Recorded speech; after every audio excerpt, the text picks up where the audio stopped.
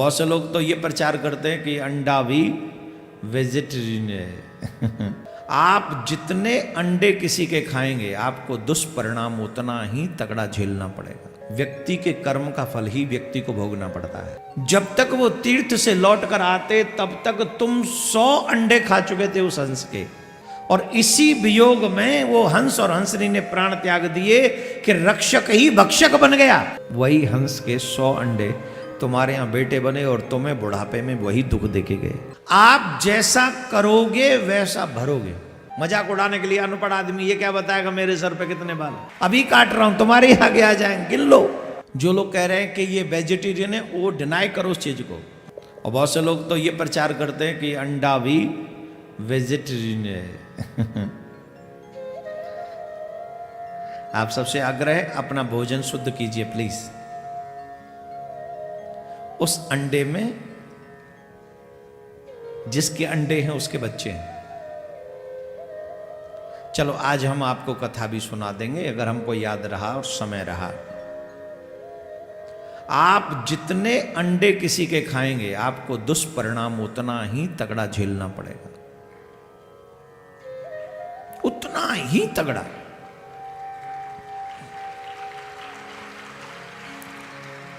और जो ताली नहीं बजा रहे हैं वो न खाए होंगे कभी न कभी, हम पता समझ रहे हैं। और उनको लग रहा है ये दुष्परिणाम से पहले निकल लें क्या, ये दुष्परिणाम बताएं उससे पहले अपन निकलने का इधर से, नहीं तो अपन को पता चल जाए। अभी बता देते बेटा निकलने का चांस ही नहीं है, लो अभी बता रहे हो। सुनो महाभारत का अभी प्रसंग बाद में आएगा लेकिन अभी सुना देते क्योंकि बीच में 1-2 लोग उठ जाएंगे खाने वाले। बोलो राधे राधे। जोर से बोलना पड़ेगा और जोर से बोलना पड़ेगा और जोर से, और जोर से बोलो। काफी मनुष्यों से ज्यादा भाग्यशाली है ये।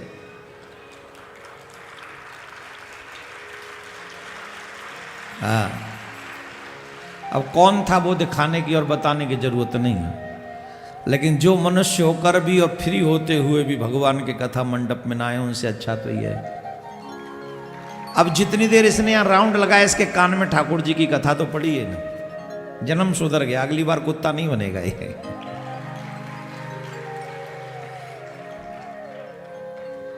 क्या बोलना पड़ेगा, सुना दूं अंडे का दुष्परिणाम, शॉर्टकट में सुना देता हूं। ये कथा मैंने पहले बोली हुई है। महाभारत का युद्ध समाप्त हो गया, धृतराष्ट्र के 100 पुत्र मारे गए,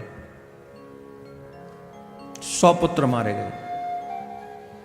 एक दिन धृतराष्ट्र रोते रोते कृष्ण के पास आए और कृष्ण से पूछने लगे, हे कृष्ण, इस संसार का सबसे बड़ा दुख है कि बूढ़े पिता के आगे जवान बेटे मर जाएं, और 1-2 नहीं पूरे 100। मेरा एक बेटा बचा नहीं है। हे कृष्ण तुम तो भगवान हो ना, तो तुम्हें तो पता होगा, बताओ मैंने ऐसे कौन से पाप किए जिन पाप के कारण मेरे 100 के 100 बेटे मारे गए। भगवान श्री कृष्ण ने कहा, राजन आप तो एक बात जानते हैं, व्यक्ति के कर्म का फल ही व्यक्ति को भोगना पड़ता है। कर्मण्यवाधिकारस्ते मा फलेषु कदाचन। मनुष्य जैसा कर्म करता है उसे वैसा फल मिलता है। आप पूर्व जन्म में भी एक राजा थे, बड़े धर्मात्मा राजा थे। आपके पास एक ब्राह्मण और एक ब्राह्मणी आई थी। वो अपने हंस के जोड़े को तुम्हारे पास विराजमान कराकर, हंस और हंसनी को आपके पास विराजमान कराकर तीर्थ यात्रा करने के लिए गए। बहुत शॉर्ट में सुना रहा हूं। जब तक वो तीर्थ से लौट कर आते तब तक तुम 100 अंडे खा चुके थे उस हंस के। जैसे ही हंसनी अंडे देती थी तुम खा जाते थे, और इसी वियोग में वो हंस और हंसनी ने प्राण त्याग दिए कि रक्षक ही भक्षक बन गया। जिस ब्राह्मण देवता ने हमें रक्षा के लिए जिसके यहां छोड़ा वही हमारे कुटुंब का नाश कर रहा है। वो दोनों के प्राण निकल गए।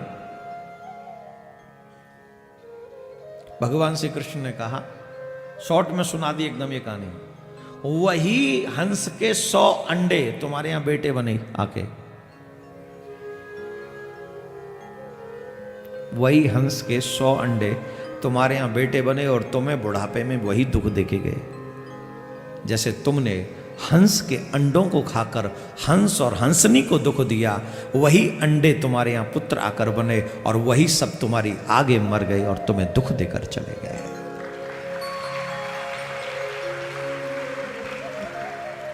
बात समझ में आ रही है कि नहीं आ रही? क्या क्या समझ में आई?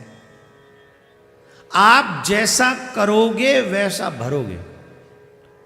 ये कर्म तुम्हारा पीछा नहीं छो। बहुत से लोग आजकल के पढ़े लिखे लोग कहते हैं अरे अगला जन्म किसने देखा, पिछला जन्म। Wait and watch my dear, तुम ही देखोगे।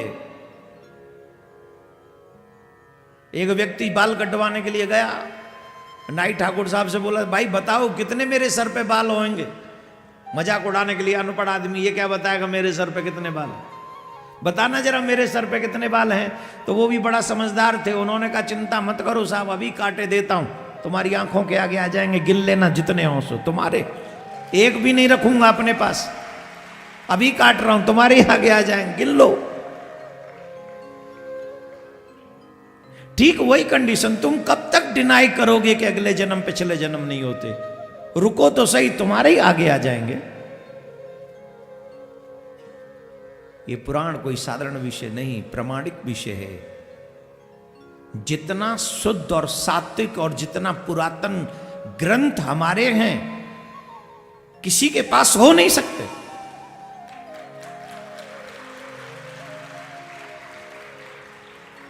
अब हम सनातन की बात करते, काफियों को प्रॉब्लम होती है हमसे। हम किसी के धर्म को बुरा नहीं बोलते, हम किसी व्यक्ति को बुरा नहीं बोलते, जो होगा होगा, हमें मतलब नहीं उससे। लेकिन हम अपने सनातन की बात नहीं करेंगे क्या? हमारा सनातन जैसा कोई हो नहीं सकता। सर्वे भवन्तु सुखिनः, ऐसा श्रेष्ठ ग्रंथ है, ऐसा श्रेष्ठ धर्म है सनातन। इसलिए हे महानुभाव, हम सभी को इसके आनंद में डूबना चाहिए, इसमें कोई संशय नहीं। अब समझ में आ गया अंडे क्यों नहीं खाना चाहिए? अब बोलो खाना चाहिए कि नहीं खाना चाहिए? यही प्रचार सनातनियों में करो। जो लोग कह रहे हैं कि ये वेजिटेरियन है, वो डिनाई करो उस चीज को।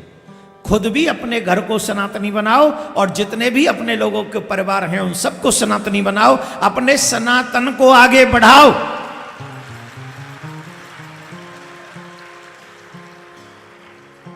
दुनिया चाहे कोई कितना भी बहकाता रहे, मत बहको, अपने सनातन को आगे बढ़ाओ।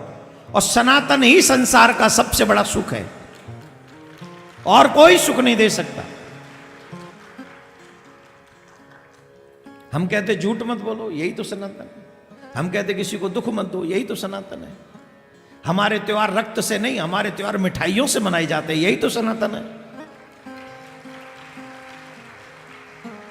हमारे यहां मिटाने की बात नहीं करते, हमारे यहां तो अपने आप को कन्हैया का बनाने की बात करते हैं। हम क्या बुरा करते भाई?